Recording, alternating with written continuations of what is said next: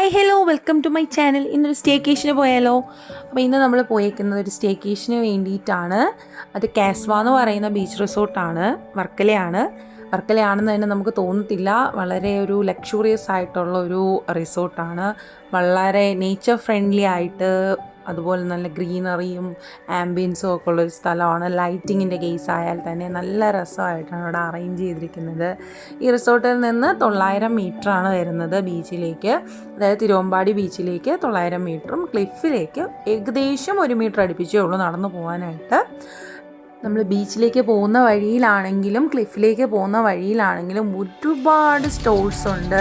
ഡ്രസ്സസിൻ്റെ collections, ചെടികൾ, പിന്നെ പലതരം സ്റ്റോൺസിൽ കാർവ് ചെയ്ത് വെച്ചിരിക്കുന്ന ഓരോ ഐഡൽസ്, അതുപോലെ തന്നെ നല്ല രസമാണ് കാണാൻ. പിന്നെ തിരുവമ്പാടി ബീച്ചിനെ പറ്റി പറയുവാണെങ്കിൽ നമുക്ക് കുറേ ദൂരം നമുക്ക് ഇറങ്ങിപ്പോയിട്ട് തിര ചവിട്ടാനൊക്കെ പറ്റുന്നൊരു ബീച്ചാണ്. നല്ല കുറച്ച് ഫ്ലാറ്റായിട്ട് കിടക്കുന്ന ഏരിയ ആണ്. നമുക്ക് അതുകൊണ്ട് തന്നെ അധികം അങ്ങനെ തീരത്തേക്ക് അടിഞ്ഞ് കയറത്തില്ല.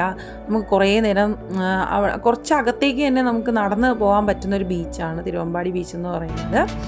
വളരെ നല്ലൊരു ഡേ ആയിരുന്നു.